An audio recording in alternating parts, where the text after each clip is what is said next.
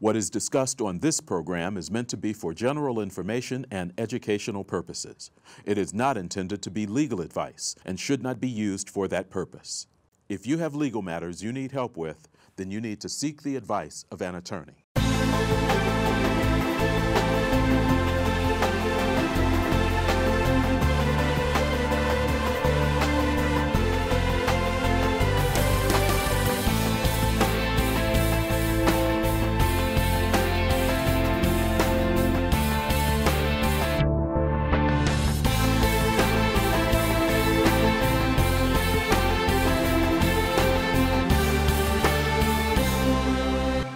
Hello everyone, and welcome to another episode of Legal Briefs. I'll be your host for this evening, Shera Laforge, Associate Professor of Political Science at Indiana University East. Legal Briefs is a program partially underwritten by BBKCC attorneys in conjunction with WCTV.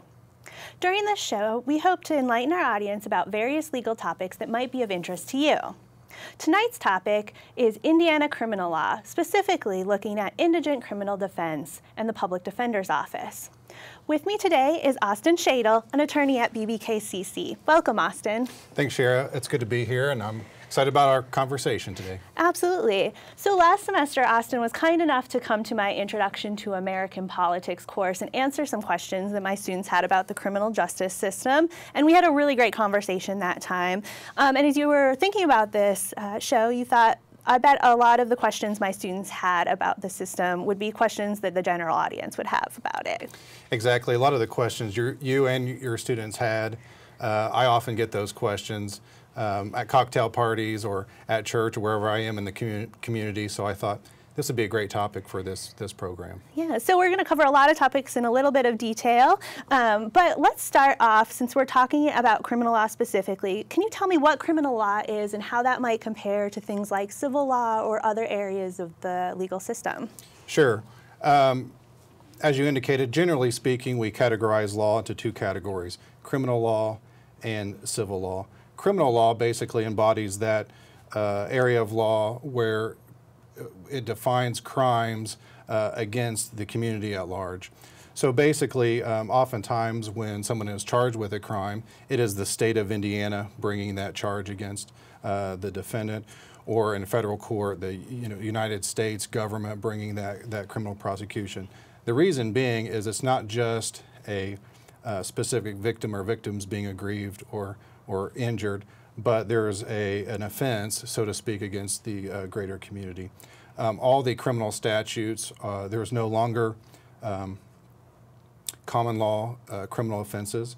Every crime is defined by statute, and when somebody violates those statutes and are arrested, or there's a warrant for their arrest and prosecuted, that basically falls under the category of criminal law.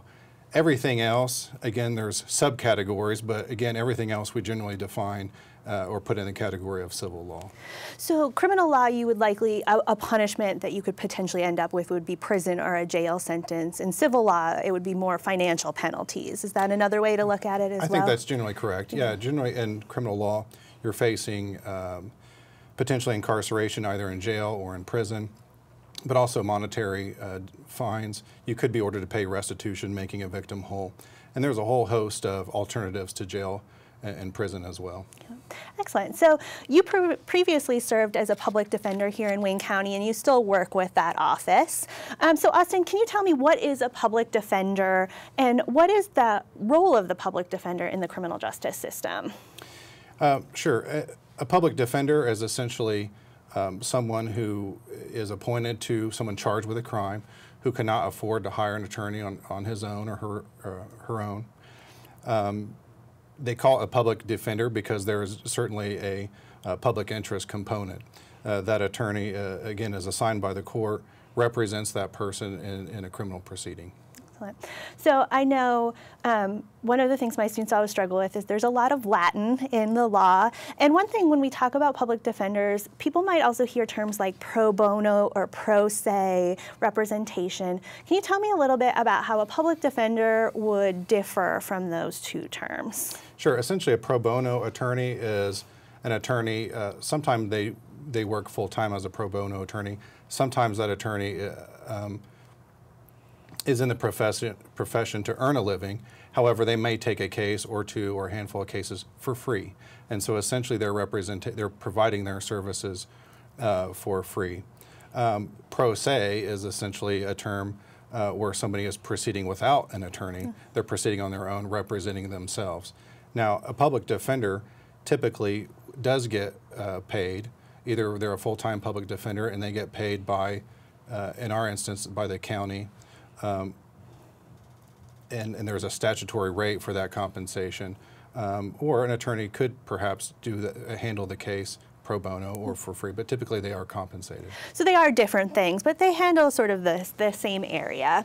So as a public defender, how did you get your clients? Or in other words, how do you get assigned to someone who is now in the criminal justice system?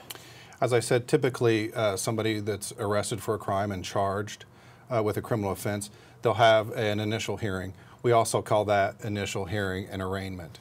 At that time, the judge will read them their rights and let them know what rights they have as a person who's charged with a crime. One of those rights is they have the right to an attorney. And if they have the right to choose an attorney, and if they can't afford one, the court will appoint an attorney for them. If they ask for a public defender, typically the court will then go into a line of questioning, asking that person about his or her financial situation. Do they own a car? Do they own a home? Are they employed? Those types of questions, in order so the judge can determine whether or not that person can in fact afford an attorney. Typically, if it's a close question, a judge will err on the side of assigning that person a public defender, because again, it's a very important constitutional right that we have in our country. And so, again, if the judge is to err, typically he or she is going to err on the side of appointing a public defender. So if I just want to save a buck, though, I'm not getting a public defender. No, but you know, most of us don't have a savings account set aside for legal defense fees, and so typically it's a financial burden that a lot of us can't afford, especially somebody that's of very modest means or basically indigent. So, but yes, if you just basically want to save a buck, you're not going to get a public defender. No, probably not. That's probably a good thing, because I would imagine that you handle a lot of cases and have a lot of responsibilities as a public defender. We do, and it would definitely, the system is always under stress because of the caseload. I think we do a very good job here in Wayne County of managing that caseload, but certainly we can't handle cases that where there's not a need, financial need. Absolutely.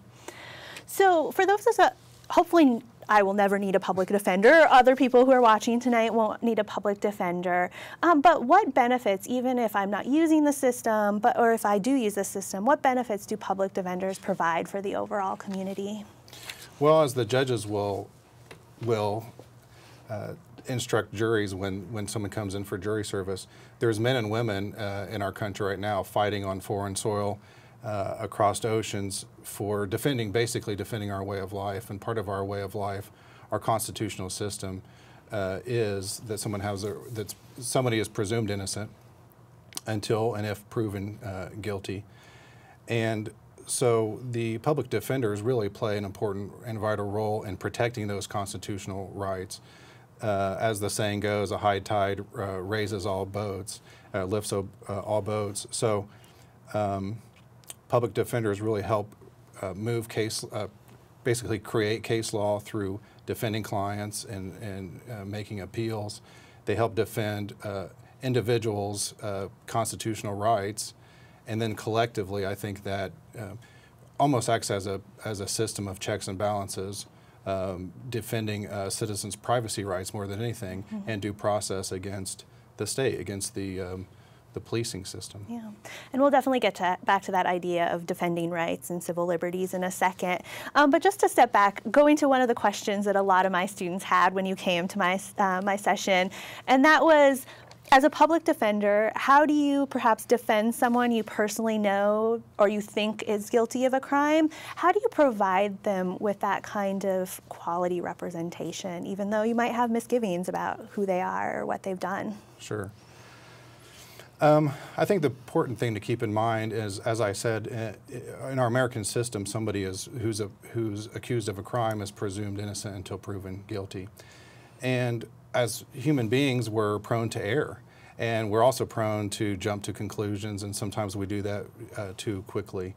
And when you have so I guess my view, it's important to have at least one person, and certainly that person should be your lawyer, that withholds judgment and is on your side and make sure that they sort of slow down the process, make sure we look at this case carefully, give the person, the client, the benefit of the doubt, presume that they're innocent, and work from that standpoint.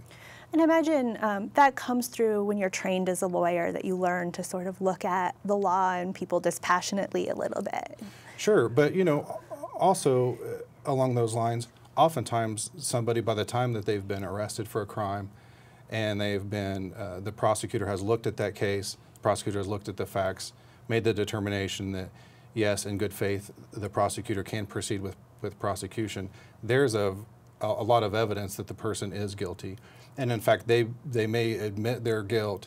And then the role of the public defender is certainly just to tell that person's whole story, or to make sure that they're only pleading guilty to, if they're going to plead guilty, to the crime that they actually committed. Because as I said, crimes are defined by statute. So they may be charged, they may have done something wrong, but what it is they're accused of, they may be actually innocent of. So. Yeah, excellent.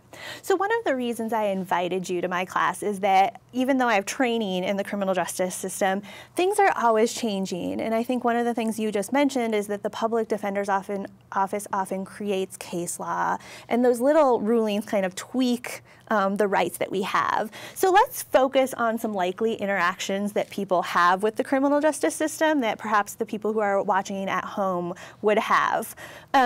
Now, the first one, I want to say, I hope my insurance provider is not watching this. So most of us drive cars, and most of us who have driven cars have probably gotten pulled over at some time, like I know I have, for instance. And that's probably the most common interaction that we have with police officers for most of us. So you mentioned this idea of protecting our rights. What advice do you have, if any, regarding what we should or should not do if a police officer pulls us over during a traffic stop? That's a great question, and I agree with that. Most of us, our interaction with police officers is going to come through a traffic stop, sometimes a person on the street interaction, but typically it's a traffic stop. The first thing that I would recommend to anybody is oftentimes police will have a hunch that somebody's up to no good, and they're looking for a reason to pull the car over to make a traffic stop. And so the main thing is to keep your car in good repair. If you have a light out, a tail light, a brake light, or a tail lens, make sure that gets repaired.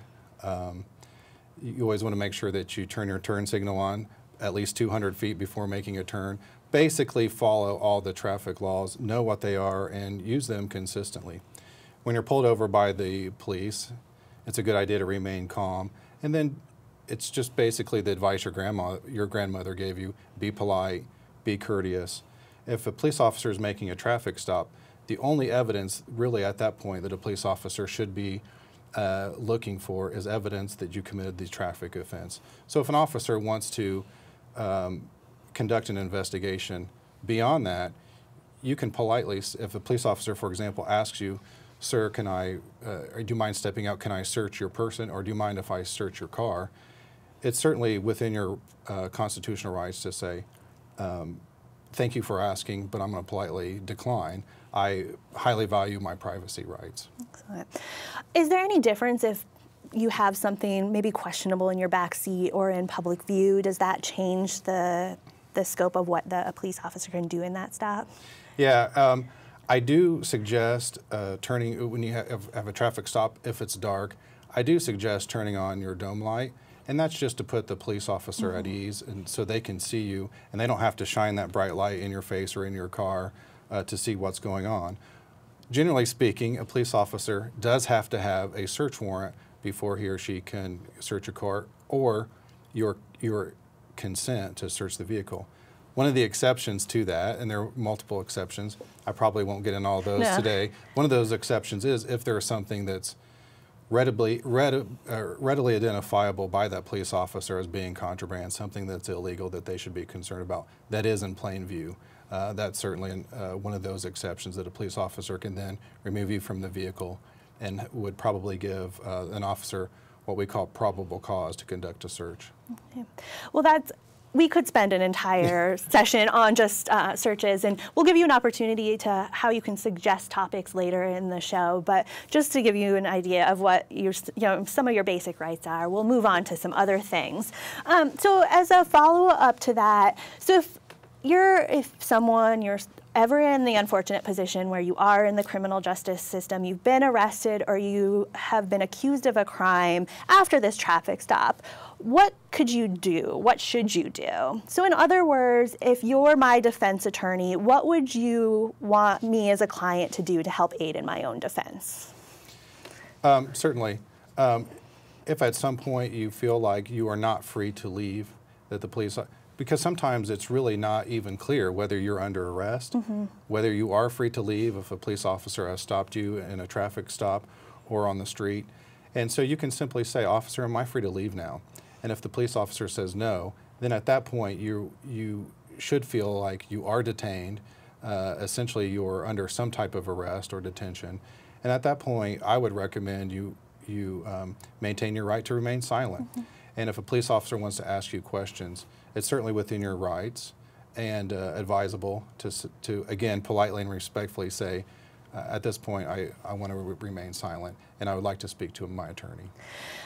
This might be a little bit complex in the short time that we have. So it sounded like a public defender might come in when you're actually in front of the judge after you've sort of been arraigned. So there might be a time when you are without an attorney between when you're being detained and when you're actually in the court. That's a good question, because nobody at the public defender's office here in Wayne County, at least, will assist you pre-charging. Okay. So if you find yourself in that situation that you need to speak with a lawyer, there is maybe sort of a gap there in getting good legal advice. That's where you might have to seek out a private attorney if you can afford to do so. Typically, if you invoke your right to remain silent, there still may be enough that the police officer has probable cause to arrest you. If you're arrested, then charged, certainly you'll have an opportunity at your initial hearing to request a public defender if you can't afford one. So in that gap, be quiet. Remaining silent is probably your best advice on how to make your job easier down the road. So this question, I bet, comes up for a lot of people who have maybe had a criminal conviction and they've served their time, they've gone through probation. Is there ever a time that that conviction will drop off his or her record, or can it be erased? Is there a process that you can go through to sort of wipe out what might be holding you back from keeping or getting a job? That's a great question. Some people do assume, and I think perhaps this may be the case in some states, it's not in Indiana that a criminal conviction will just expire or drop off your criminal history. Those are on there, as well as arrests are. If you're arrested and that arrest does not lead to a conviction, there's a waiting period of a year, and after a year you can seek to have that arrest expunged. Typically arrests don't saddle you with too much problems in getting a job, but sometimes they do, and it is at least it's something that you might have to explain when you're seeking a job that might be embarrassing. So arrest can be expunged after a year. Misdemeanor convictions, there's a waiting period for 5 years after the conviction. And then for a Class D or Level 6 felony, which is the lowest level of felonies, there's a waiting period of 8 years after the conviction to have those expunged. It's again, this is probably another topic that we could dive deeper into, but there are a lot of technical aspects to that, to doing expungements, and I would recommend anybody interested in obtaining an expungement seek the assistance of an attorney. And that wouldn't be something that a public defender would handle, but perhaps a pro bono attorney, if you are struggling to find legal or afford legal help, that might be where the pro bono aspect comes in. Correct. Typically the public defender's representation is going to end at the conclusion of the trial level matter. If the person wants to file an appeal, the court will appoint the defendant a second public defender to handle the appeal. It won't be the same public defender. And then after that, the appeal has been exhausted, if the person at some point in the future wants to seek an expungement, they do either have to go through a pro bono attorney or hire a private attorney. There are some pro bono, there are some pro bono agencies. I'm not aware of any in Wayne County, but there are some in the larger counties like Marion County that will help assist people with obtaining expungements. Excellent. So here's a question that maybe some people have on their mind. So why are some people held in jail while they are waiting to be tried or go to court, and yet other people are allowed to remain free? They go out and can kind of continue their lives within a certain reason.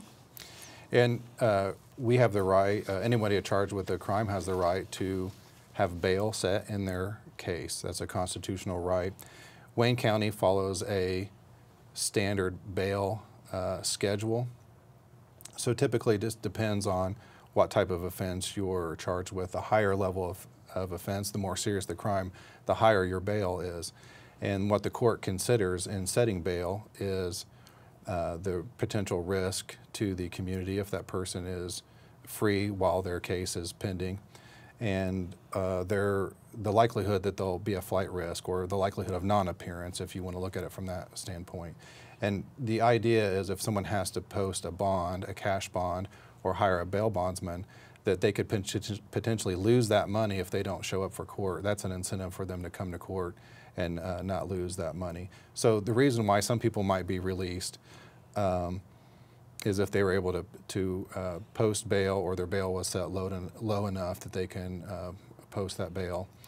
Sometimes there's somewhat of a discount when you go through a bail bondsman because they might charge you a lower rate, and they put up the higher bail money. It's kind of a technical process, but unless you're charged with murder, you at least will have some opportunity to post bail. If somebody has a history of non-appearance for not showing up for court, as if they've been charged previously and they didn't show up, or if they have charges pending in another county and they committed a new offense, at least allegedly committed a new offense while they are already out on bond, then they're probably going to... a bad situation. It's going to be a bad situation, and the judge can, the prosecutor can ask to have that bail revoked, and oftentimes the judge will revoke that bail because they committed a new offense.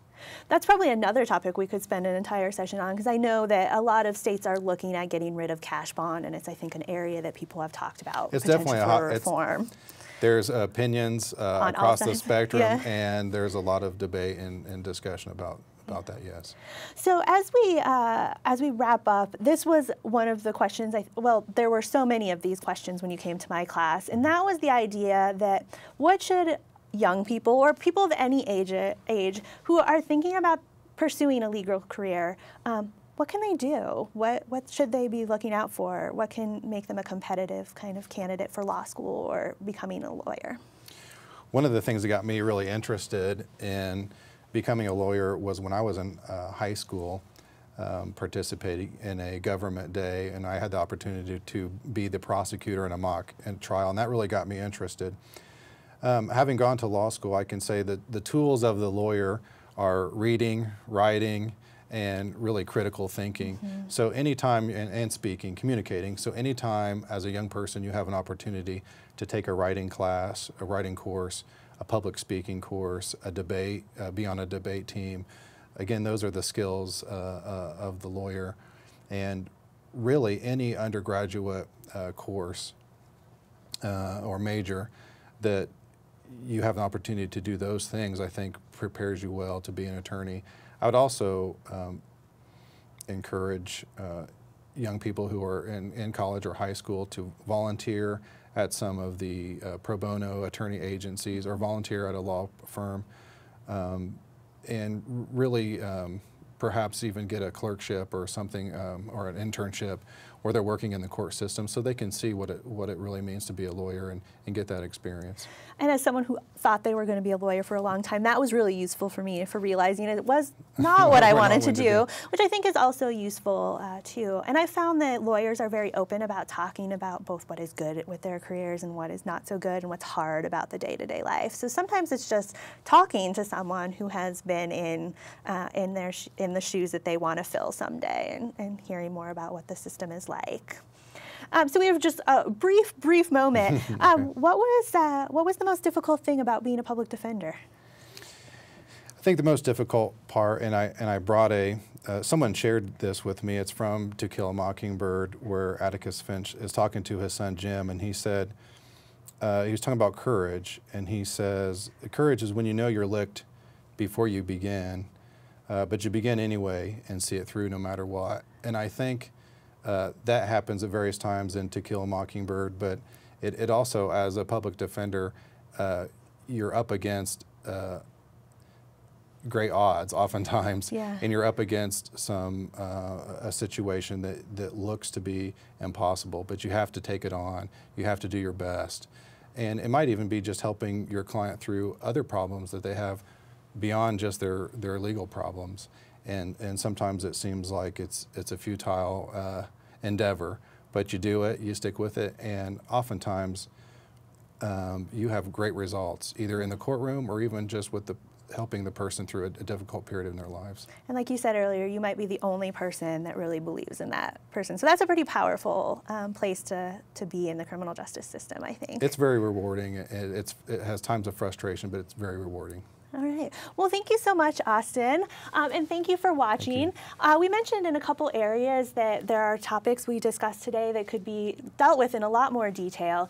But if you actually have a topic that you would like a future legal briefs to cover, please visit the website of BBKCC attorneys at bbkcc.com. On behalf of the BBKCC attorneys and WCTV, I want to thank you for tuning in tonight, and please join us next time on Legal Briefs.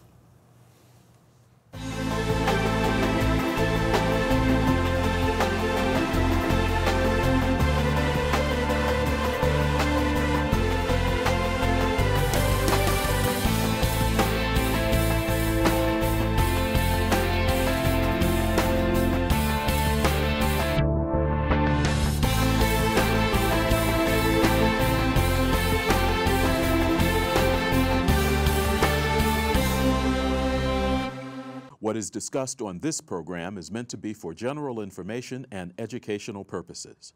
It is not intended to be legal advice and should not be used for that purpose. If you have legal matters you need help with, then you need to seek the advice of an attorney.